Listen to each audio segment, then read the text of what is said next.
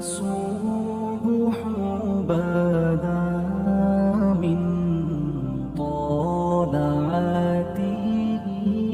سلیمان علیہ السلام کا ذکر ہے. وہ داؤد علیہ السلام کے وارث تھے، بیٹے تھے، اور انہیں پرندوں کی بولیاں سکھائی گئیں. جنات اور انسانوں کے لشکر کا ایک فوجی ڈسپلن کے ساتھ ان کے پاس حاضر رہتے تھے. وہ جو ان کا لشکر تھا نا، اس میں انسان بھی تھے، جن بھی تھے، اور اس کے اندر پرندے بھی تھے. ان کا لشکر تھا، وہ ہمیشہ ان کے پاس رہتے تھے. حضرت سلیمان علیہ السلام گزر رہے تھے تو ایک مقام سے آپ گزرے جہاں چیونٹیاں بڑی کثرت کے ساتھ تھیں. تو ایک چیونٹی جو ان چیونٹیوں کی سردار تھی، ان چیونٹیوں کی بڑی تھی، اور مفسرین کرام نے یہ بھی لکھا ہے کہ وہ تھی بھی ایک آنکھ اس کی کوئی نہیں تھی، ایک ٹانگ اس کی کوئی نہیں تھی، لیکن اس حال میں بھی وہ چیونٹی جو تھی وہ چیونٹیوں کی قیادت کر رہی تھی. تو حضرت سیدنا سلیمان علیہ السلام کا لشکر جب وہاں سے گزرا تو وہ کہنے لگی یا ایھا النمل ادخلوا مساکنکم، کہنے لگی چیونٹیوں اپنے بلوں میں گھس جاؤ، کہیں ایسا نہ ہو کہ سلیمان علیہ السلام کا لشکر بے دہانی میں سلیمان کا لشکر توجہ نہ کرے اور تمہیں پاؤں کے نیچے مسل دے، لہذا اس طرح کرو کہ تم اپنے اپنے بلوں میں گھس جاؤ. حضرت سلیمان ابھی 3 میل دور تھے. تمام مفسرین نے لکھا ہے 3 میل دور تھے. تو وہاں سے چیونٹی بولی تو قرآن کہتا ہے کہ حضرت سلیمان اس کی بات سن کے ہنس پڑے. فتبسم ضاحکا، آپ اس کی بات سن کے ہنس پڑے. کہ دیکھو یہ چیونٹی کیا کہہ رہی ہے، ذرا غور کرنا بات پر کہ حضرت سلیمان 3 میل دور فاصلے پر چیونٹی کی بات بھی سن لیتے. مولوی نے قرآن کی آیت پکی یاد کر لی، انا بشر مثلکم، کہتا ہے حضور نے کہا میں تمہاری طرح کا بشر ہوں. نبی ہماری طرح ہوتے ہیں جی. تو وہ تو 3 میل دور چیونٹی کی آواز سن لیتے تھے. اس کے کان میں چیونٹی رکھو بلا، اسے کہو کہ بتا بلا کیا کہتی ہے، وہ جو بتائے گا پھر دوڑ لگا دے گا شاید. کان میں رکھو، اس کو کہو بتا چیونٹی کیا کہتی. اور اگر یہ لفظ نہ ہوتے قرآن کے کہ جب انہوں نے سنا تو ہنس پڑے، یہ جملے نہ ہوتے تو شاید اس کو بھی نہ مانتے. لیکن حضرت سلیمان نے سنی چیونٹی کی بات. اور اب اگلی بات کہنے لگا ہوں، بڑے خوبصورت لفظ لکھے ہیں مفسرین نے. فرماتے ہیں دیکھو ایک چیونٹی نے ایک جملہ بول کے، ایک چیونٹی نے ایک جملہ بول کے اپنے قبیلے کی خیر خواہی کی تو رب نے اس کا جملہ بھی قرآن میں بیان فرما دیا. تو جو ساری زندگی لوگوں کو جملے بول بول کے کہے رب رسول کی طرف آ جاؤ، تو اللہ قیامت میں اس کی بات کو قائم نہیں فرمائے گا. جو بھی کسی کی خیر خواہی کرے وہ ایک جملہ بول کے کرے، اور ہو بھی چیونٹی. تو اگر اللہ اس کا ذکر قرآن میں باقی رکھتا ہے تو میں اور آپ اگر کسی کی خیر خواہی کریں گے تو انشاءاللہ ذکر باقی رہے گا. شرط یہ ہے کہ کریں خیر خواہی. خیر خواہی کرو کسی کی، ایک جملہ بول کے بھی کرو، چیونٹی بھی ہو تو اللہ قرآن میں ذکر باقی فرما دیتا ہے. تو اللہ تبارک و تعالیٰ نے اس بات کا ذکر قرآن مجید میں فرمایا. اس پر کئی کچھ لکھا ہے. اسی طرح سے ایک بات اور لکھی ہے ہمارے مفسرین نے کہ حضرت سلیمان ایک دن اسی طرح نکلے، قحط پڑ گیا تھا، بارش نہیں ہوتی تھی. تو حضرت سلیمان باہر میدان میں نکلے دعا کرنے کے لیے، خشک سالی تھی. تو جب آپ گئے تو ایک چیونٹی اپنے پر پھیلا کے دعا مانگ رہی تھی. تو رب کریم نے فرمایا سلیمان آپ واپس چلے جائیں، بارش آ جائے گی پر آئے گی چیونٹی کی دعا پہ. تو حضرت سلیمان نے عرض کی مولا میں بھی تو اتنا لشکر لے کے آیا ہوں نا، تو چلو ہمیں بھی دعا کر لینے دے، تو چیونٹی کی دعا پہ برسا دینا پر دعا کر لینے دے. فرمایا نہیں آپ واپس جائیں، دعا نہ مانگیں. یا اللہ کیوں؟ فرمایا چیونٹی کا دل ٹوٹ جائے گا، وہ تو کہے گی کہ یہ سلیمان کے لشکر دعا پہ پھر بارش آئی ہے. تو آپ نہ کریں تاکہ اس کے دل میں یہ بات رہے کہ نہیں میرے رب نے میری دعا پہ بارش فرمائی. آپ جائیں، آج بارش آئے گی پر آئے گی چیونٹی کی دعا پہ. تو جو چیونٹی بارش کی دعا کرے قوم کے لیے، اللہ اگر اس کا ذکر قائم رکھتا ہے تو جو اپنی قوم کے لیے ہدایت کی دعا کرے. اور کبھی کبھی گردن جھکا کے دیکھا کرو کہ دل میں رسول اللہ کی امت کا درد کتنا ہے. اگر کہیں حضور کی امت کا درد ہے تو پھر انشاءاللہ ذکر قیامت تک باقی رہے گا. پھر انشاءاللہ قیامت تک آنے والی نسلیں بھی آپ کا ذکر کریں گی اگر حضور کی امت کا درد سینے میں موجود ہے. اسی طرح سے پھر حضرت سلیمان کے لشکر میں نا ایک ہدہد نامی پرندہ بھی تھا، لشکر کا کارکن تھا پرندہ، ہدہد غائب تھا. تو حضرت سلیمان کہنے لگے کدھر گیا وہ ہدہد؟ نظر نہ آ جایا سخت سزا دوں گا. یہاں تو کوئی اچھی خبر لائے گا، چونکہ وہ ہدہد پرندہ جاتا تھا تو خبریں لا کے دیتا تھا، ورنہ سزا دوں گا. اتنی دیر میں ہدہد بھی آ گیا. تو یہ پرندے جو کارکن ہوتے ہیں بڑے سیانے ہوتے ہیں، کبھی بندہ ناراض ہو تو صحیح خبریں لے آتے ہیں. تو صحیح خبر لے کے آ گیا. آتے ہی آ کے بیٹھا تو اس نے حضرت سلیمان علیہ السلام نے کہا کہاں تھے؟ عرض کرنے لگا حضور میں ملک سبا گیا تھا، وہاں ایک عورت حکمرانی کرتی ہے، اس کا نام بلقیس ہے، بہت بڑے تخت پہ بیٹھتی ہے، 80 گز اس کا تخت لمبا ہے، 40 گز چوڑا ہے، اور شاید 80 من کے 80 ٹن اس کا وزن ہے. تو حضور وہ سورج کو پوچھتے ہیں. حضرت سلیمان نے فوراً خط لکھا، فرمایا جا کے اسے میرا خط دے دو کہ یہاں تو کلمہ پڑھ کے ہماری فرما بردار بن جائے، ورنہ تیار ہو جائے. جو اللہ کے غیر کو پوچھتے ہیں ہم ان کے خلاف جنگ کریں گے. وہ جب لے کے گئے نا خط، یہ حدود گیا تو وہ میٹنگ کر رہی تھی، اس کے وزیر مشیر سارے بیٹھے تھے. اس نے جا کے خط پھینک دیا ملکہ بلقیس کی جھولی میں. اس نے خط پڑھا تو ڈر گئی، وزیروں کو بلایا. حضرت سلیمان، قرآن کہتا ہے حضرت سلیمان نے کہا تھا خط پھینک کے نا تو سائڈ پہ ہو کے سننا وہ کیا کہتا. بندوں کے لیے منع ہے، پرندوں کے لیے جائز ہے. بندوں کے لیے منع ہے سائڈ پہ ہو کے سننا. ہاں جس کی جاسوسی کی ڈیوٹی ہو، کفر کی جاسوسی کی، اس بندے کے لیے بھی جائز ہے. تو یہاں ایک تو وہ پرندے تھے، دوسرا کفر کی جاسوسی کر رہے تھے. سائڈ پہ ہو کے سننے لگے تو ملکہ بلقیس کہنے لگی اب کیا کرنا ہے، یہ خط آیا ہے. تو وہ کہنے لگے ہم تیار ہیں، آپ حکم کریں، ہم لڑنے کو تیار ہیں، لڑیں گے. وہ کہنے لگی نہیں تیزی نہ دکھاؤ. قرآن مجید کہتا ہے کہ وہ کہنے لگی جب لڑائیاں ہوتی ہیں تو شہر تباہ ہوتے ہیں، ملک کھنڈر بن جاتے ہیں، لڑائی مسئلے کا حل نہیں ہے. انہوں نے کہا کہ میں نبی ہوں. ایک دفعہ آزما لیتے ہیں کہ نبی ہیں کہ نہیں، معاذ اللہ آزما لیتے ہیں. کہا کیسے؟ کہنے لگی تحفے تحائف بیچتے ہیں، اگر مال پر دل للچا گیا تو پھر نبی نہیں بادشاہ ہے، اور اگر مال پر دل للچایا نہ تو پھر اللہ کے کامل بندے. یہ فرق اس نے اس وقت بیان کیا. اس نے 500 کنیزیں، 500 غلام، بڑے شاندار لباس پہنا کے، 500 گھوڑا بڑا تگڑا، اس کے اوپر مال و اسباب رکھ کے تیاری کرا کے حضرت سلیمان کی طرف بھیجا. ہدہد پہلے سے خبر لے کے آ گیا. حضور اس نے یہ پروگرام بنایا ہے. وہ جب آیا سارا کچھ تو حضرت سلیمان دیکھ کے جلال میں آ گئے. فرمانے لگے اسے جا کے کہہ دو تو مجھے کیا تحفے بھیجے گی، میرے رب نے مجھے مالا مال فرمایا ہوا ہے، نے مالا مال کیا میرے مالک نے. جا اسے جا کے کہہ تو کیا تحفے دے گی. جب رب دیتا ہے تو پھر کوئی کمی نہ وہ نہیں چھوڑتا. بندے کیا دے سکتے ہیں، بندے تو بیچارے 10 دے کے تو 10 دن ان کی آنکھیں نہیں کھلتی. فرمایا جو اللہ نے جو دیا ہے کیا بات ہے اس کے دینے کی. تو فرمایا اسے کہو یا فرما بردار ہو کے آ جائے یا جنگ کے لیے تیار ہو جائے، ہم اسے اس کے شہر سے ذلیل کر کے نکال دیں گے. اس نے جا کے جب پیغام دیا تو اور ان لوگوں نے بھی آ کے بتایا کہ وہاں تو ہم عجیب منظر دیکھ کے آئے ہیں کہ جانور بھی ہاتھ باندھے کھڑے ہیں، وہاں تو جنات، سرکش جنات کھڑے ہیں. وہ بادشاہ نہیں، وہ نبی ہیں. وہ جو 500 غلام اور 500 کنیزیں گئی تھی، حوال سنایا آ کے. تو ملکہ بلقیس نے پھر خط لکھا کہ میں فرما بردار ہو کے آ رہی ہوں. مانا کیا ہے، میں کلمہ پڑھنے کے لیے آ رہی ہوں. تو حضرت سلیمان نے کہا بھئی اب اس طرح کرو، ذرا فرش بچھاؤ. انہوں نے فرش بچھایا اس طرح کا کہ اوپر فرش تھا، نیچے مچھلیاں تیر رہی، لگ رہا تھا دریا ہے. ڈیوٹی لگا دی، جنات نے بچھا دیا. ادھر حضرت سیدنا سلیمان فرمانے لگے اب چونکہ مان کے آ رہی ہے تو اسے اپنی نبوت کی علامتیں بھی دکھانی ہیں. اس نے تخت بڑا شاندار بنوایا تھا، اور خواتین میں جو عادتیں خواتین والی ہوتی ہیں وہ جاتی نہیں. وہ 7 کمروں میں نا پیچھے اپنا تخت رکھ کے تو 7 دروازے بند کر کے آئی. اس زمانے میں ایک رواج تھا، وہ زلیخا نے بھی 7 دروازے مکفل کے ایک رواج تھا.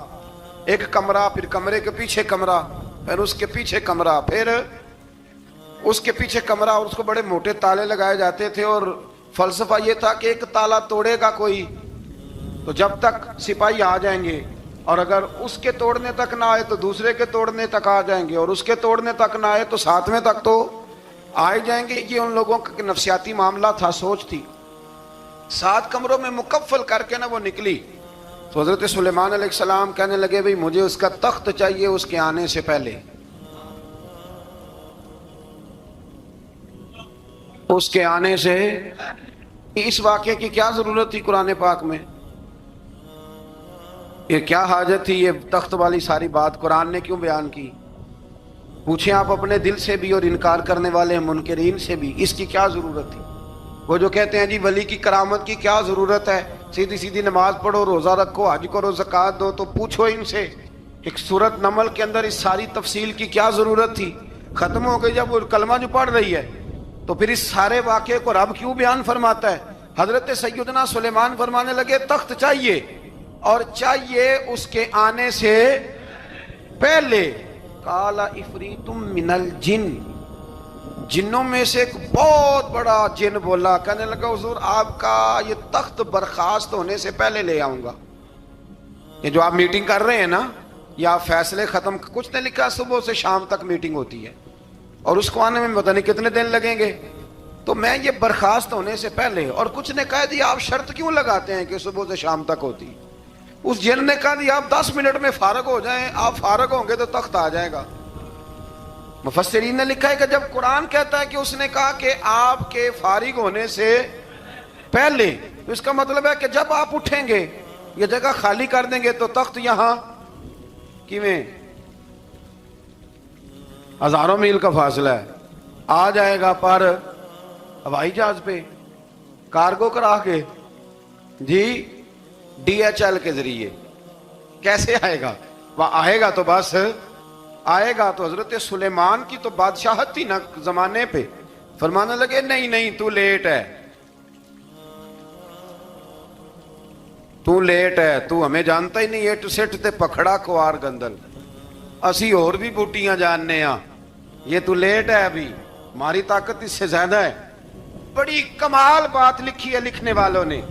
ایک مفسر نے لکھا ہے کہ ابھی حضرت سلیمان نے غلاموں سے منگوایا ہے، اپنی بات کوئی نہیں کی. یہ حال ہے ان کے غلاموں کا، تو سردار کا عالم کیا ہوگا؟ حضرت سلیمان کہنے لگے بھی جلدی جائیے. قال الذی عنده علم من الکتاب انا آتیک بہ قبل ان یرتد الیک طرفک. تو اٹھا ان میں سے وہ جس کے پاس کتاب میں سے علم تھا، ساری کتاب کا بھی نہیں، علم من الکتاب، کتاب. وہ اٹھے جن کے پاس کتاب میں سے علم تھا، تو وہ اٹھ کے کہنے لگے حضور میں لے آؤں گا. کب؟ آپ کے آنکھ جھپکنے سے. نہیں، آنکھ جھپکنے سے. بندہ تھا جن تھا؟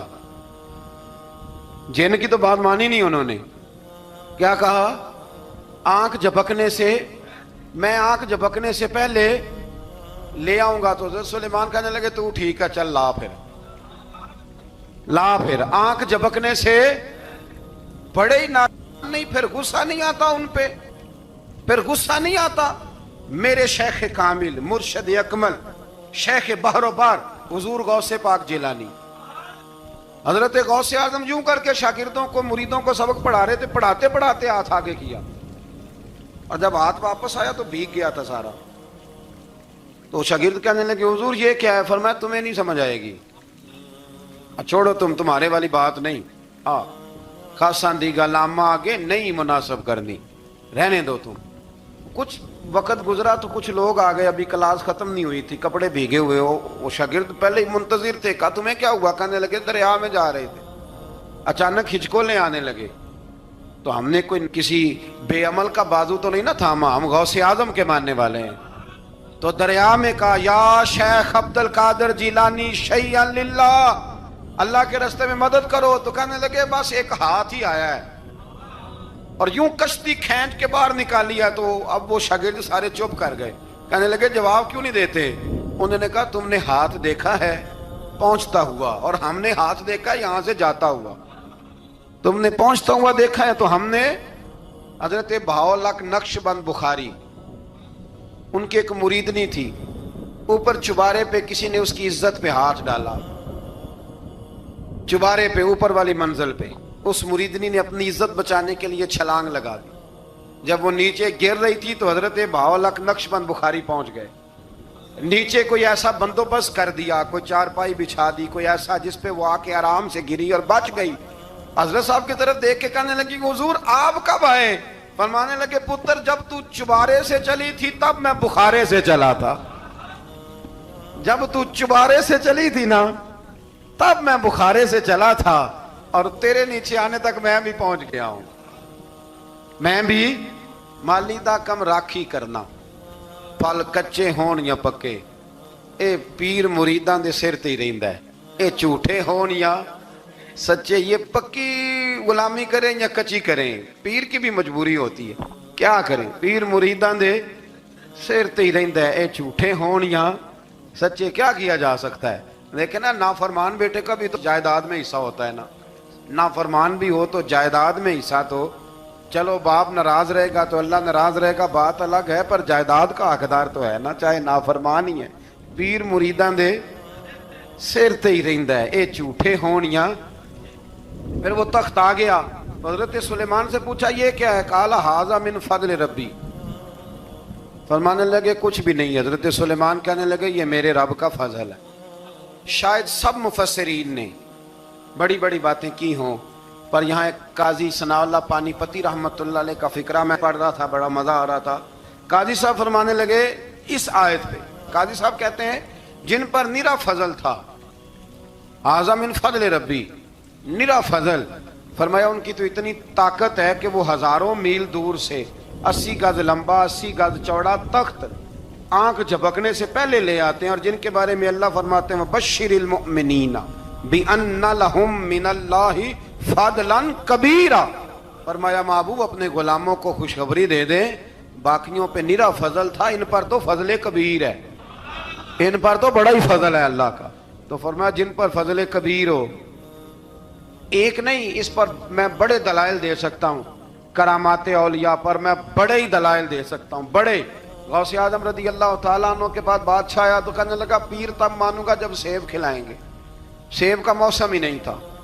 तो हजरत साहब आते ही उसे कहने लगे अब तू मेरी विलायत को सेबों पे तो ना तोल, अब सेब खिलाए तो वली या ना खिलाए तो वली कोई नहीं, ये तू अब मेरी विलायत को सेबों पे तो ना तोल।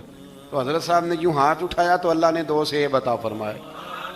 तो वहां जुमला है हुजूर गौसे आजम का, फरमाने लगे अगर अल्लाह हजरत मरियम सलामुल्लाह जो बनी इसराइल की वलिया हैं, वली है ना, वो नबी तो नहीं ना, औरत नबी नहीं हो सकती। फरमाया अगर अल्लाह उन्हें बगैर मौसम के फल दे सकता है, मैं तो मोहम्मद अरबी का नौकर हूं। फरमाया अब ना 2 सेब आए थे, तो वो कहने लगा मेरे तो दिल में 1 सेब था ना, तो हुजूर गौसे आजम ने ना 1 सेब मुझे दिया, 1 मैंने खाया तो 1 गौस पाक खाने लगे। कहते हो मैंने वो मुंह में रखा, जरा तुर्श था, तो मेरे चेहरे का वो रंग देख के ना, असर देख के कि तलखी महसूस, तो गौसे आजम कहने लगे मेरे वाला खा। एक उन्होंने काट के टुकड़ा दिया, कहते खाया तो बड़ा मीठा था। तो मैंने कहा हुजूर आए तो दोनों ही गैब से, तो आपके वाला मीठा है मेरे वाला कड़वा है। तो आप फरमाने लगे आए तो दोनों गैब से थे, पर एक को जरा जालिम के हाथ लग गए हैं ना, उसको तंबीह भी कर दी कि जुल्म से बाज आ जा, तंबीह भी कर दी। पर मैं हाथ जालिम के लगे इसलिए तुर्श हो गया, सियाना बन। एक नहीं 20 दर्जनों, लेकिन पता नहीं क्यों लोग अड़ गए, पता नहीं क्यों कड़ के आ गए करामत औलिया के मामले में। बिल्कुल अभी किसी हदीस में ये नहीं आया कि इस जमाने में वली होंगे तो इस जमाने में वली नहीं होंगे। हुजूर ने फरमाया मेरी उम्मत कभी गुमराही पर जमा नहीं होगी। इकबाल कहते हैं औलिया क्या होते हैं, औलिया क्या हैं, जवासीसुल कुलूब। इकबाल कहता है वली का बहुत बड़ा वली तुमने देखना हो तो उसे देखो जो तेरे दिल का जासूस है। चलो ये मुश्किल बात है, मैं नहीं छेड़ता, लेकिन जो तेरे वो जासूसी करता है, पर करता है तेरे दिल की, वो तेरे दिल का जासूस होता है वली। और उस पर हुजूर की हदीस है, फरमाया इसकी फिरासत कल्बी से डर, ये अल्लाह के नूर से देखता है, डर इसकी फिरासत कल्बी से, अल्लाह तौफीक अता फरमाए। 12 इस वली का नाम था आसफ बिन बरखिया।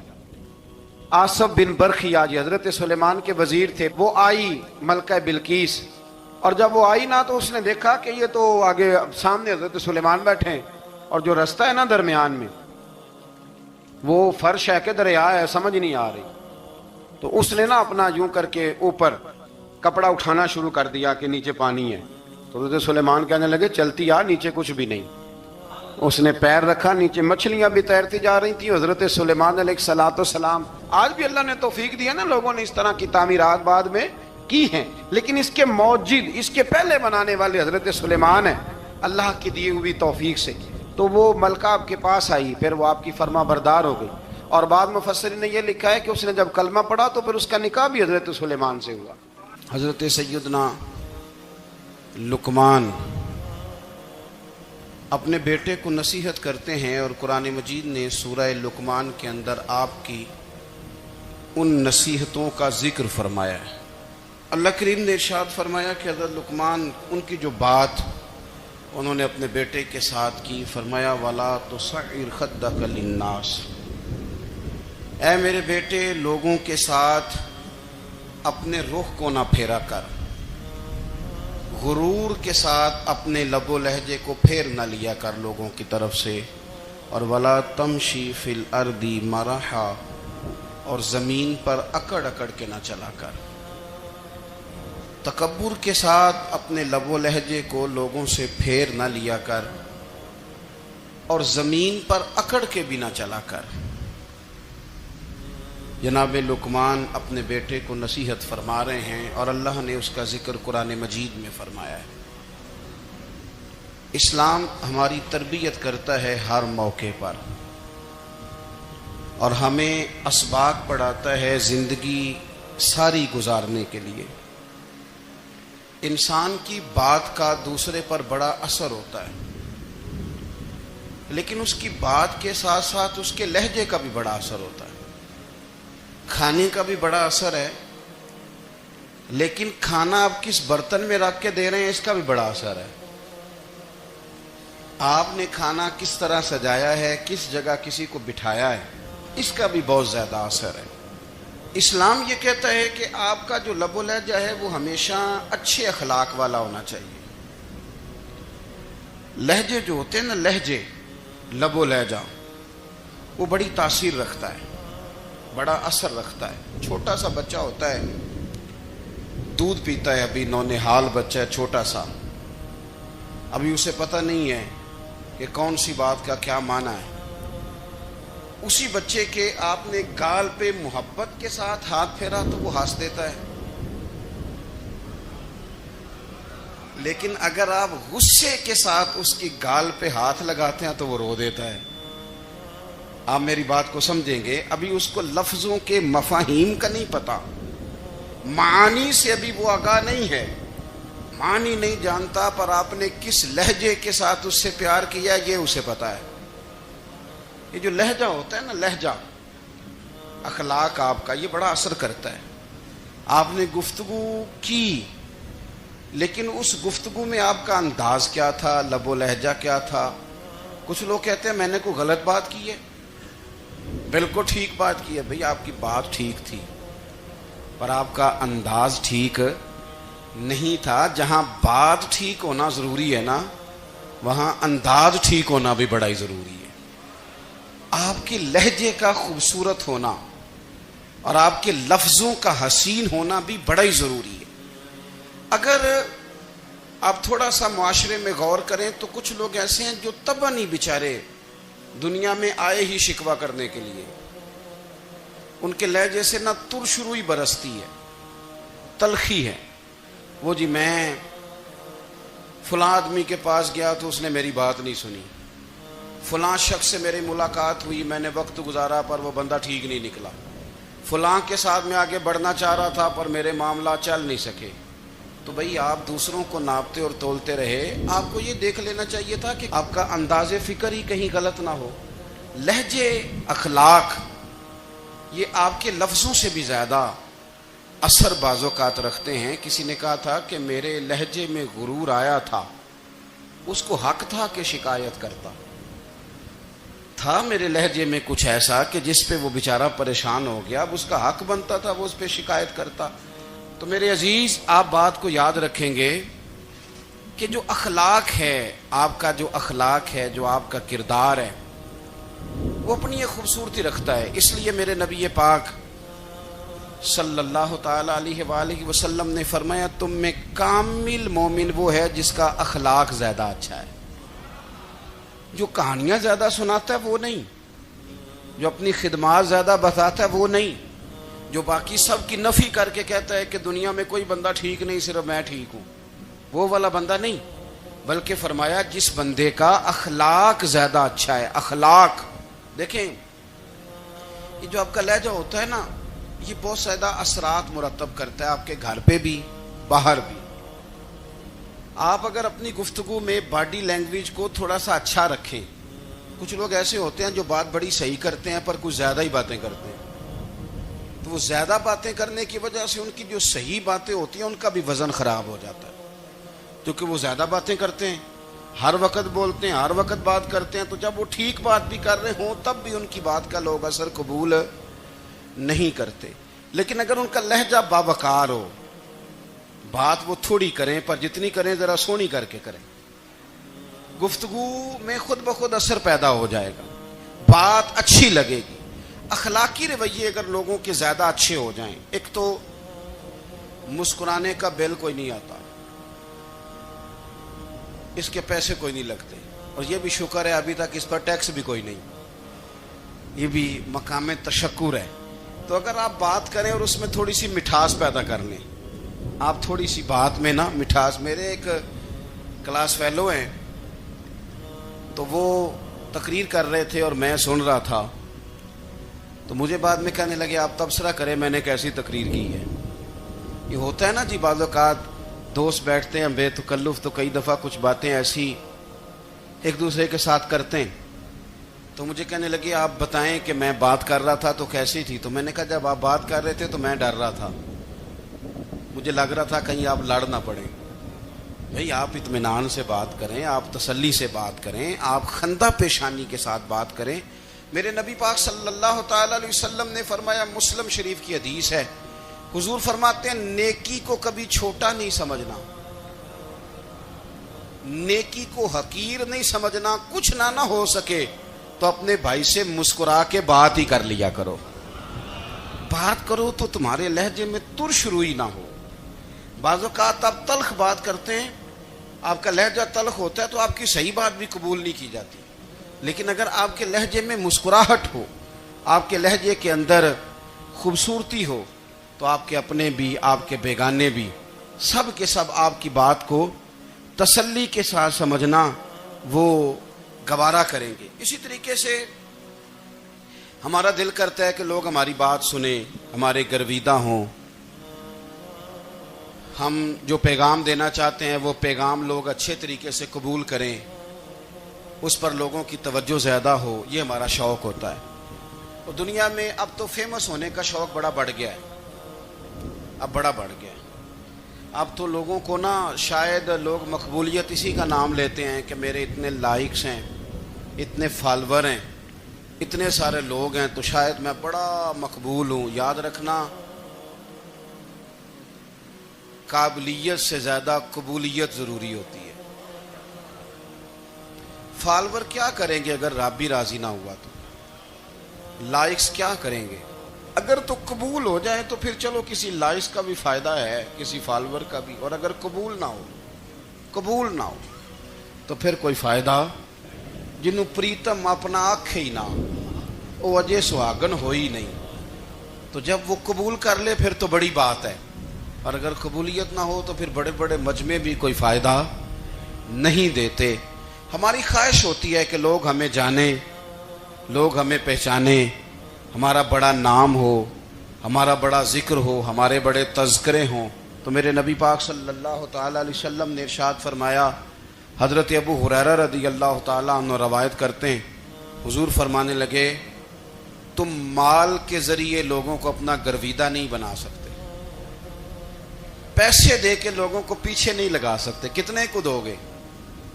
دیکھیں نا, پیسوں سے تو بندے کا لالچ شروع ہو جاتا ہے. ایک دفعہ دیں, پھر دوسری دفعہ دیں, پھر تیسری دفعہ دیں. روز دیں گے تو بندہ راضی ہوگا, اور اگر آپ نے 99 دفعہ دیا, ایک دفعہ نہیں دیا تو وہ ناراض ہو جاتا ہے. تو کتنا کو لالچ پورا کریں گے؟ تو حبیب پاک علیہ الصلوۃ والسلام فرمانے لگے تم پیسے دے کے لوگوں کو اپنا گرویدہ نہیں کر سکتے. ہاں خندہ پیشانی سے حسن اخلاق سے ملو گے تو لوگ تمہارے گرویدہ ہو جائیں گے. تمہارا اخلاق، تمہاری خندہ پیشانی، تمہارا اچھا کردار یہ لوگوں کو گرویدہ کر سکتا ہے. مال و دولت سے لوگ گرویدہ نہیں ہوتے. تو ہمارا وہ جو روزمرہ کا لوگوں کے ساتھ تعلق ہے، لب و لہجہ ہے. میں نے دیکھا ہے بہت سارے لوگ ایسے ہیں جن کے ساتھ لوگ آنا جانا ملنا بیٹھنا آہستہ آہستہ چھوڑ دیتے ہیں. اور وہ کس لیے چھوڑ دیتے ہیں؟ وہ ان کے رویے کی وجہ سے چھوڑ دیتے ہیں، ان کے انداز فکر کی وجہ سے چھوڑ دیتے ہیں، ان کے شکووں کی وجہ سے چھوڑ دیتے ہیں.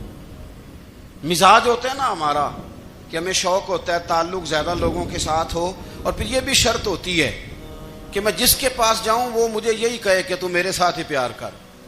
ایک صاحب مجھ سے کہنے لگے کہ یہ میں محفل کراتا ہوں، آپ بھی تشریف لائیں، اور میں 20 علماء کو بلا چکا ہوں اور بڑے بڑے نامور نام انہوں نے میرے سامنے لیے. میں نے ان سے پوچھا کہ جو نام آپ نے لیے ہیں اور آپ کی تصویریں بھی ساتھ ہیں، میں الحمدللہ تسلیم کر گیا ہوں آپ کی بات کو، لیکن سوال میرا یہ تھا کہ کیا آپ نماز بھی پڑھتے ہیں؟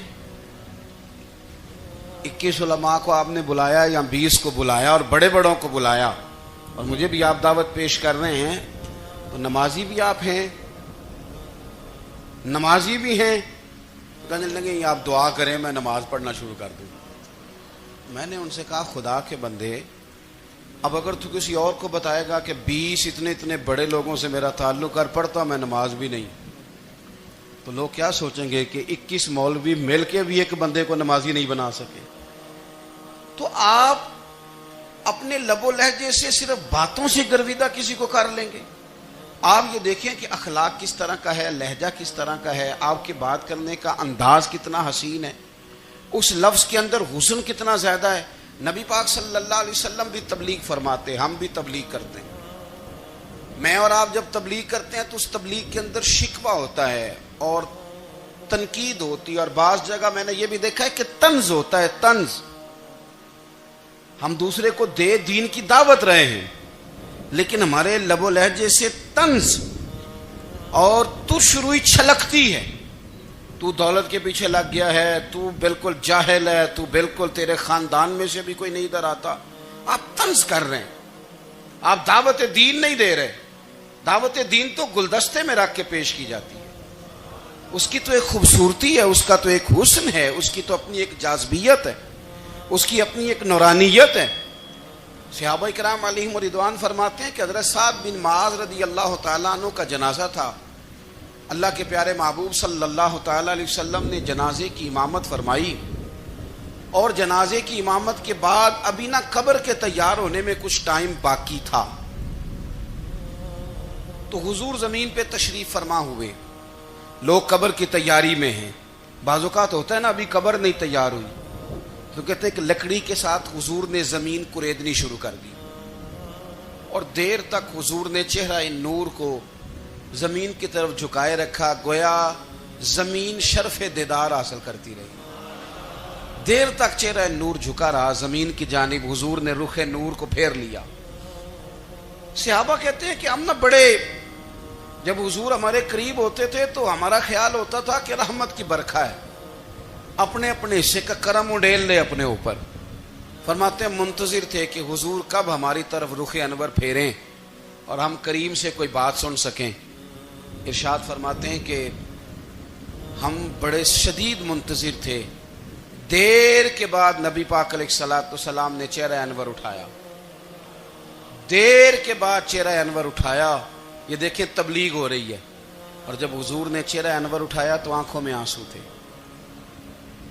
رو رہے تھے. اور 3 دفعہ حضور نے فرمایا، چونکہ قبر تیار ہو رہی تھی، 3 دفعہ نبی کریم نے فرمایا لوگو قبر آخرت کی منزلوں میں سے پہلی منزل ہے، اس کی تیاری کر لو، اس کی تیاری کر لو، اس کی تیاری کر لو. 3 دفعہ حضور نے یہ جملے دہرائے. کیوں؟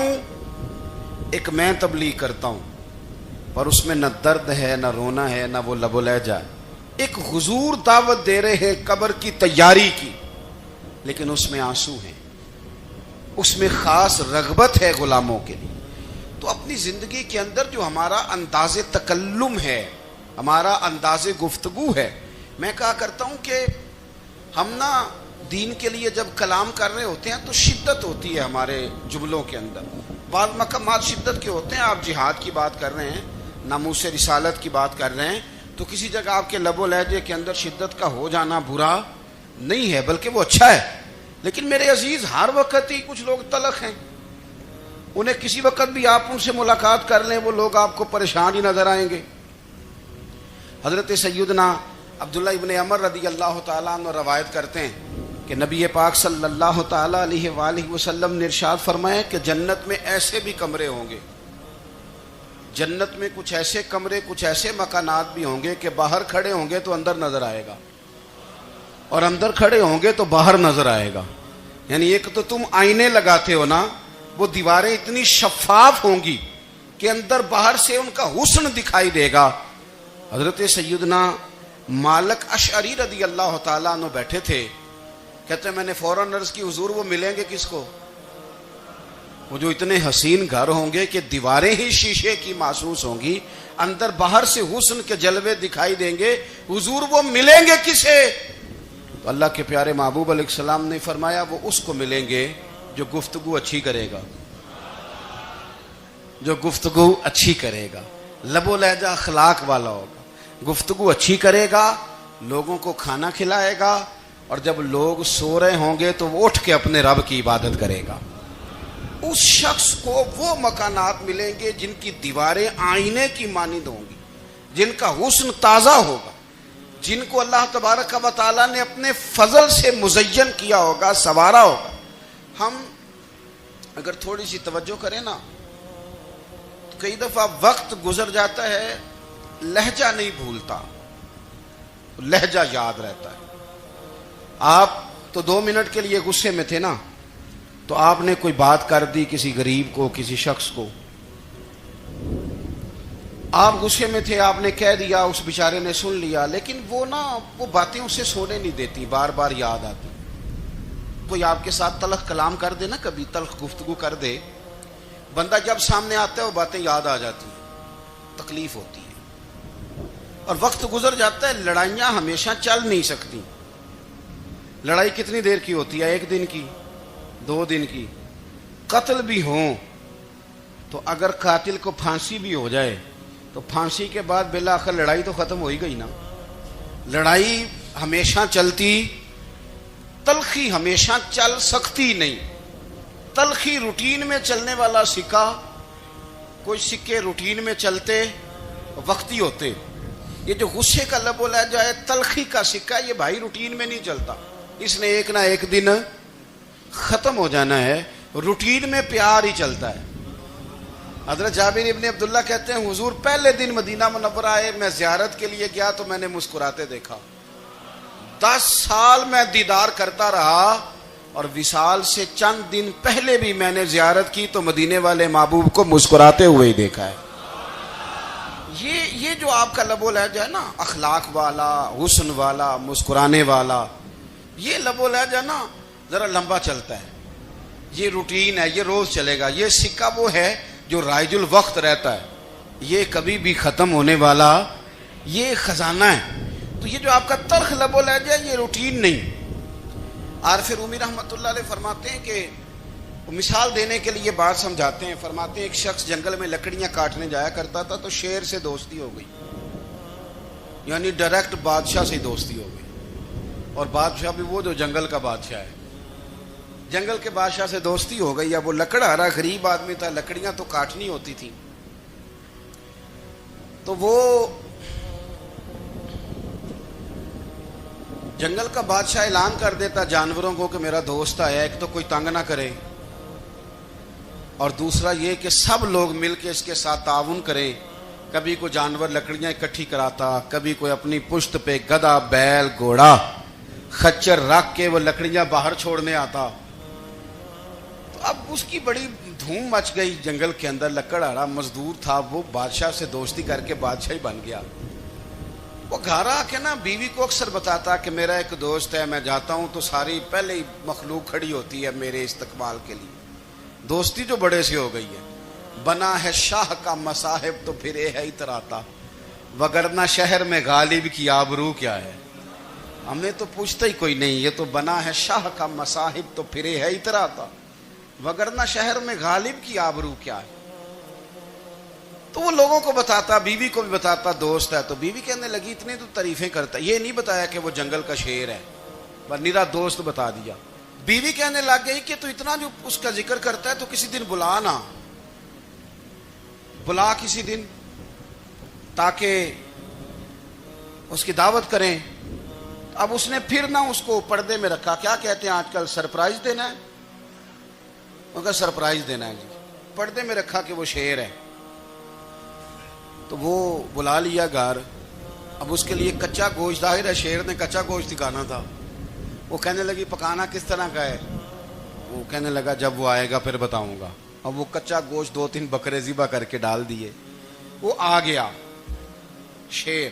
اور پھر امی کہتے ہیں جب وہ آیا نا تو اس کی بیوی نے دیکھا تو اس نے ایک سخت جملہ کہہ دیا، کہنے لگی اوہو میں سمجھی تھی پتہ نہیں کون ہے، اس طرح کے درندے تیرے یار ہیں، کتے بلے دوست بنائے ہوئے ہیں، یہ کیا بات ہوئی؟ خیر وہ شیر نے سن لیا، گوشت کھایا، وہ چلا گیا۔ اگلے دن لکڑ آرا لکڑیاں کاٹنے گیا تو شیر نے ملاقات کرتے ہی لکڑ آرے سے کہا کہ یہ نا کلاڑی اٹھا اور میری پشت پہ نا ایک زخم کر دے۔ اس نے کہا نہیں میں یہ کام نہیں کرتا، تو میرا دوست ہے۔ اس نے کہا سن بھائی میں نے پیار سے کہا ہے تو مان جا، ورنہ میں ہوں شیر، میں نے تجھ سے منوا ہی لینا ہے، میں کوئی تکلیف دوں گا مناسب نہیں، تو کر۔ اس نے کلاڑی اٹھائی اور اس کی پشت پہ ایک زور سے زخم لگا دیا، خون بہنے لگا۔ اس نے کہا تو نے آج کے بعد آنا ہے، لکڑیاں کاٹنی ہے، تجھے کوئی کچھ نہیں کہے گا، بس یہ ایک حکمت تھی جو میں نے کیا ہے۔ قصہ مختصر، وہ آتا رہا، لکڑیاں ملتی رہیں، خدمت بھی ہوتی رہی، 6-8 ماہ گزر گئے۔ ایک دن شیر اس سے کہنے لگا یہ میرے ذرا بال اٹھا کے دیکھ، وہ جو تو نے زخم لگایا تھا وہ کہاں پہ ہے؟ اس نے وہ بال اٹھا کے دیکھا تو زخم ملا ہی نہیں، کئی جگہ پہ ٹٹولا کا یار یہاں تھا یہاں تھا یہاں تھا۔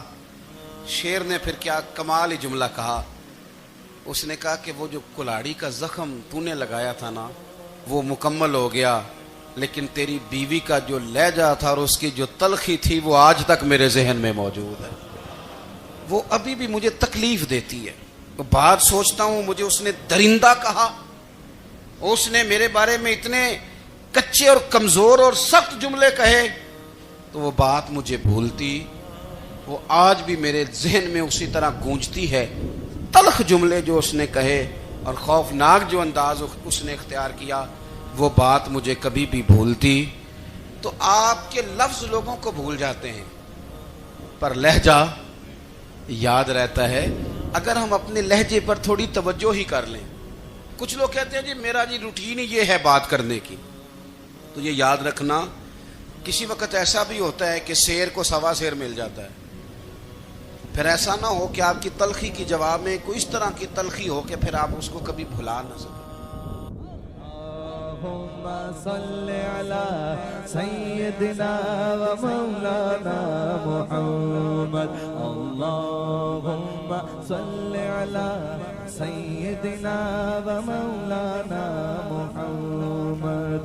اللہ کے شیر ہے در کرار پر درود، اللہ کے شیر ہے در کرار پر درود، اللہ کے شیر ہے در کرار پر درود۔ حضرت حسن حسین کے کردار پر درود، اللہم صلی علی سیدنا و مولانا محمد وعلی سیدنا علی و سیدتنا فاطمہ و سیدتنا زینب و سیدنا حسن و سیدنا حسین وعلی آلہ وصحبہ وبارک وسلم۔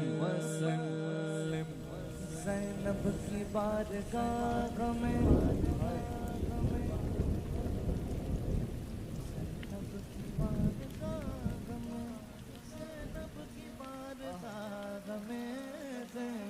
کی بارگاہ میں سلام نیاز ہے، زینب کی بارگاہ میں سلام نیاز ہے، جو مرتضیٰ کی لاڈلی زہرا کا ناز ہے۔ اللہم صلی علی سیدنا و مولانا محمد وعلی سیدنا علی و سیدتنا فاطمہ و سیدتنا زینب و سیدنا حسن و سیدنا حسین۔